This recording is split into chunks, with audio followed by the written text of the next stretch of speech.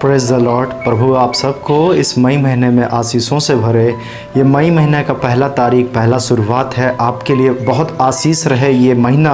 अद्भुत काम परमेश्वर दिखाए, बड़े बड़े आश्चर्य कर्म करें, चंगाई मिले, छुटकारा मिले, कुछ नई योजनाओं के साथ परमेश्वर आपके लिए प्लानिंग किया है।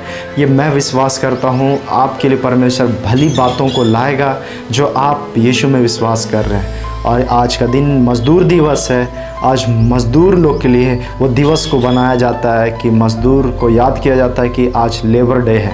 तो समझिए कि परमेश्वर हमें क्या कहता है इस वचन से, इस मज़दूर दिवस के अवसर पर। मत्ती 9 का 35 से क्या कहता है 38 तक। यीशु सब नगरों और गाँव में फिरता रहा और उनके आराधनालयों में उपदेश करता और राज्य का सुसमाचार प्रचार करता और हर प्रकार की बीमारी और दुर्बलता को दूर करता रहा।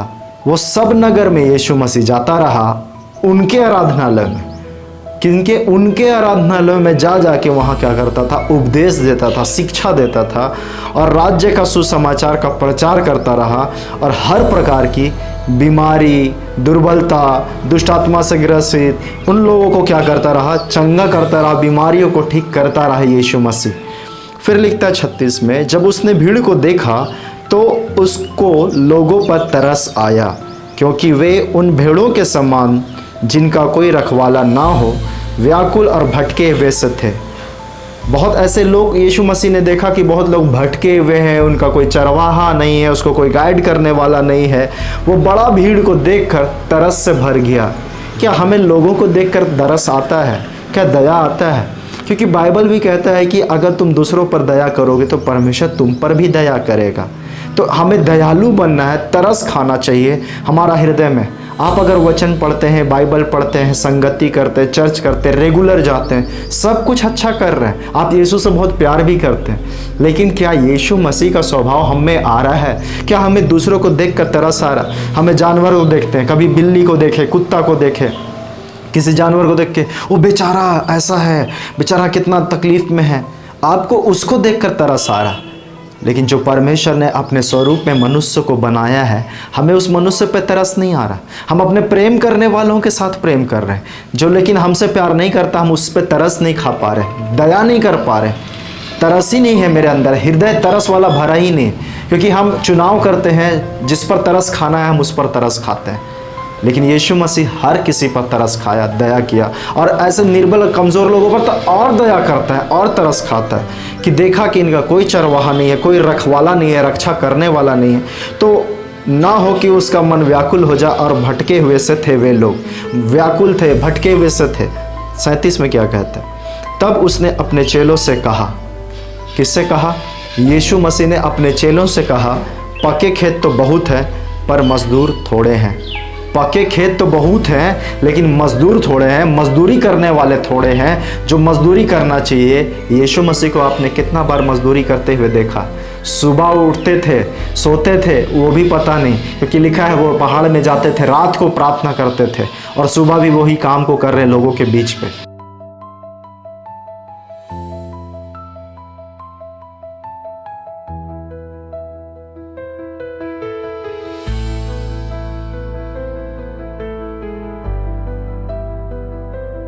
वो मजदूर थे, वो मेहनत कर रहे हैं, वो हर दिन काम किए। इब्रानी 4 का पुस्तक में पढ़िएगा तो वहाँ लिखा है विश्राम अभी बाकी है। वो विश्राम कहाँ? उस जगह पर। रोड में जब मैंने देखा तो लेबर जो रेजा कुली जो होते हैं, जो घर बनाने वाले, वो लोग मजदूरी कर रहे हैं। मजदूर दिवस के चलते ये नहीं कि घर में बैठ के आराम कर रहे हैं, नहीं करेंगे। पर डे का उसका मजदूरी है। अगर पर डे नहीं करेंगे तो उसको खाएंगे क्या? वो हर दिन का उसको मजदूरी मिलता है, हर दिन का। तो सोचिए कि मजदूर, जो मजदूरी करने वाला, वो आराम करेगा तो उसका क्या होगा।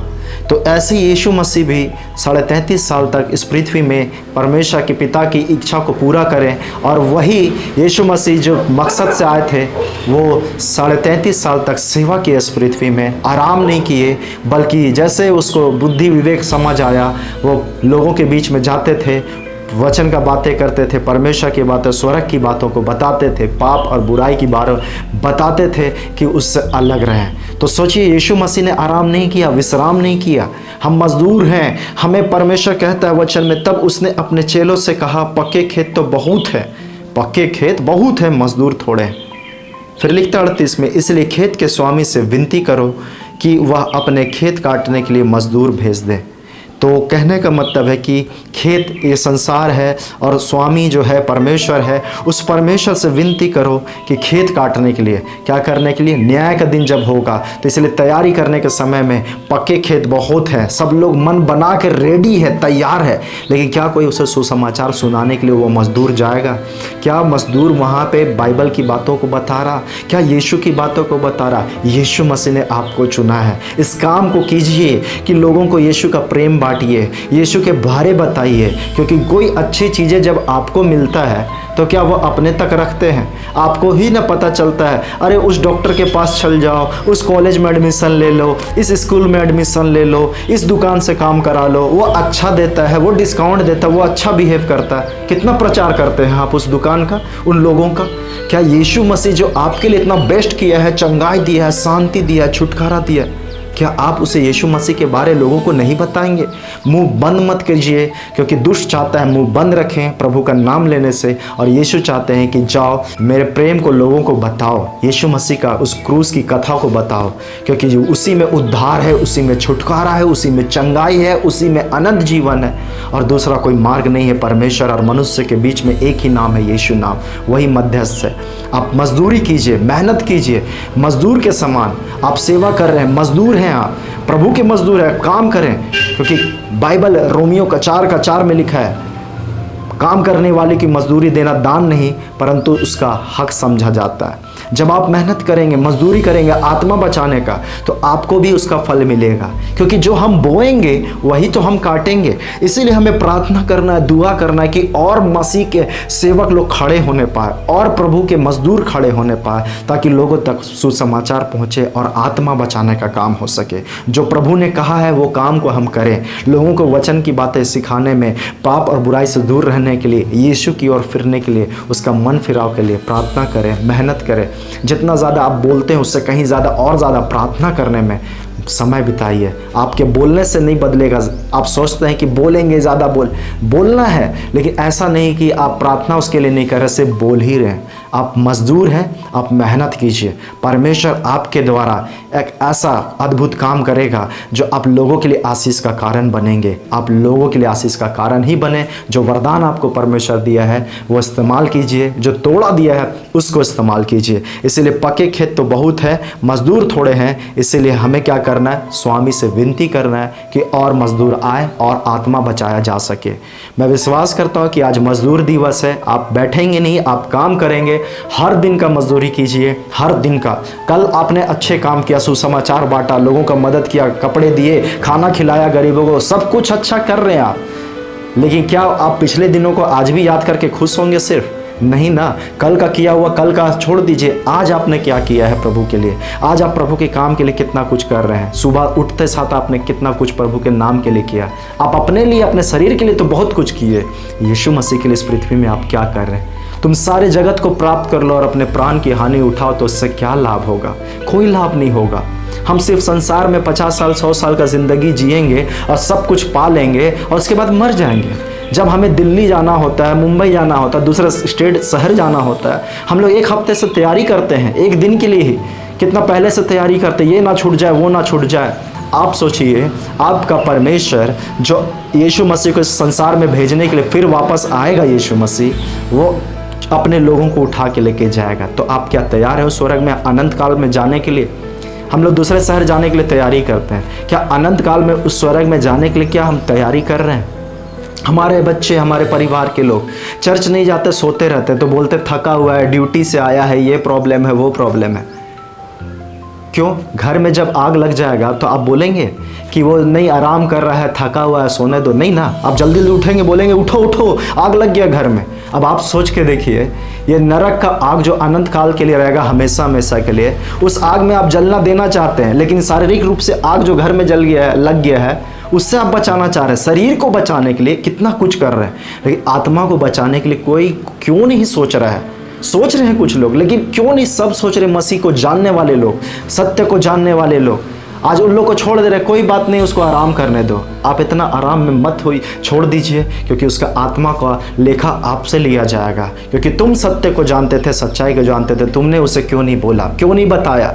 भले वो सुने या ना सुने, बीज तो बो दीजिए, वचन तो बीज बो दीजिए। ये वचन ही है जो हमें उस वचन में कहता है कि विश्वास सुनने से, सुनना मसीह के वचन से होता है। आप बताएं, आप उनके लिए प्रार्थना करें, उसके लिए उपवास प्रार्थना करें, उसके लिए रोएं गिड़गिड़ा के प्रभु के सामने कि मेरे पति को बचा, नशे में है, मेरा भाई नशे में है, गुलामी में है, सत्य को नहीं जान रहा, आंख बंद है, सच वचन को नहीं जाना अभी तक। आप क्या कर रहे हैं लेकिन उसके लिए? क्या आप घुटनों में आ रहे हैं? क्या आप आंसू बहा के प्रभु के सामने गिड़गिड़ा रहे हैं? वो प्रार्थना को, लाचार की प्रार्थना को तुच्छ नहीं जानता, उसकी प्रार्थना को सुनता है परमेश्वर। आपका मन अगर साफ है, आप साफ मन वाले हैं, अगर मैं मन में अनर्थ की कल्पना गढ़ता तो परमेश्वर मेरी ना सुनता। आपका मन साफ है, परमेश्वर प्रार्थना ज़रूर सुनेगा। आपने विश्वास किया यीशु मसीह में, तू और तेरा घराना उद्धार पाएगा, ऐसा वचन कहता है। तो इसीलिए आप जो मजदूरी कर रहे हैं, प्रभु में किया हुआ परिश्रम व्यर्थ नहीं जाएगा जो आप प्रभु में कर रहे हैं। और आपका मजदूरी जो है परमेश्वर आपको देगा, वो आपका हक है। इसलिए चिंता ना करें। जो आप रो रो के प्रभु के सामने गिड़गिड़ा रहे हैं, रात को दिन को बेड में बाइबल पढ़ते हुए आपका आंसू इस बाइबल में गिरता है, चिंता ना करें। यीशु सब कुछ नया करेगा। आपका परिश्रम को उसने देखा है। आज मजदूर दिवस है, फिर से याद कीजिए आपने प्रभु के लिए पहले कैसे काम कर रहे थे, आज कैसे काम कर रहे हैं। ठंडा मत पड़िए, यीशु आने वाला, तैयारी कीजिए। जब हम लोग दूसरे शहर जाते तो तैयारी करते हैं, तो यीशु दूल्हा आने वाला है, उस स्वर्ग में आपको ले जाने वाला है, उसके लिए कितना तैयारी कर रहे हैं। हर दिन नया मन, नई आत्मा से भरते जाएं और नया शुरुआत करें। यीशु आपसे प्यार करता है, वो आपको बचाना चाहता है, आपके सारे आंसुओं को पोंछना चाहता है। लेकिन क्या आप यीशु के पास आते हैं?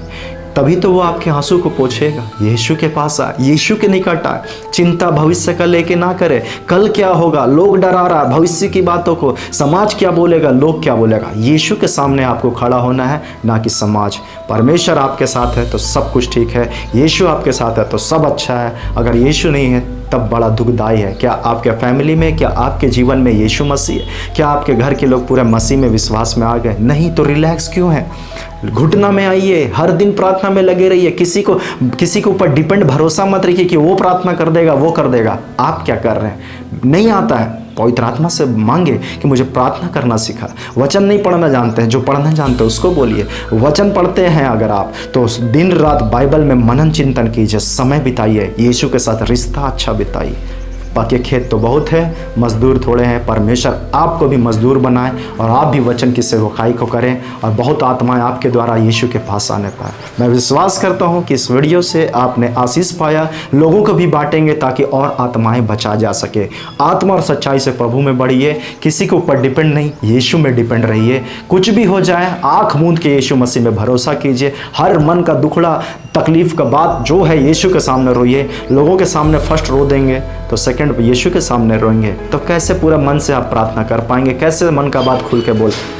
सबसे पहला यीशु मसीह आपके जीवन में होना चाहिए। लोग नहीं, मनुष्य नहीं, पति नहीं, पत्नी नहीं, बाल बच्चे नहीं, आपका यीशु को पहला स्थान रखिए। यीशु आपसे प्यार करता है। क्रूस में यीशु ने जान दिया, कांटों का मुकुट यीशु ने सहा, अपना प्राण यीशु मसीह ने दिया है। आपके पाप के लिए, मेरे पाप के लिए क्षमा वही करेगा, वही बचाएगा, क्योंकि वो बचाने वाला परमेश्वर है, वो शांति का परमेश्वर। आपको शांति से भरे, आपके परिवार को शांति से भरे। इस बीमारी से डरे ना, यीशु चंगा कर दिया है। विश्वास करें, आपने विश्वास किया, आपके लिए हो गया। जैसा तेरा विश्वास है वैसा तेरे साथ होगा। तेरे विश्वास ने तुझे चंगा किया। और ये मई महीना भी बहुत आपके लिए आशीष से भरा होगा। बहुत नए नए प्रभु काम दिखाएगा। मैं प्रभु यीशु के नाम से आपको और आपके परिवार को आशीष देता हूँ। कोई कमी घटी नहीं रहेगा। आपका डर का आत्मा को यीशु मसीह निकाल दिया। मैं विश्वास करता हूँ, आपके लिए मैं प्रार्थना करता हूँ। जितने लोग इस वीडियो को देखें, आपके जीवन में प्रभु ने काम किया है। वचन और प्रार्थना में मजबूत हो जाइए। यीशु ने बड़े बड़े काम किया है। इस मई महीने में आप ज़रूर गवाही देंगे। मुंह को बंद मत रखिएगा, गवाही दीजिएगा कैसे यीशु मसीह ने मिरेकल आपके जीवन में किया। लोगों को बांटे, यीशु का प्रेम बांटे। मैं विश्वास करता हूँ कि आपने इस वीडियो से आशीष पाया। Praise the Lord.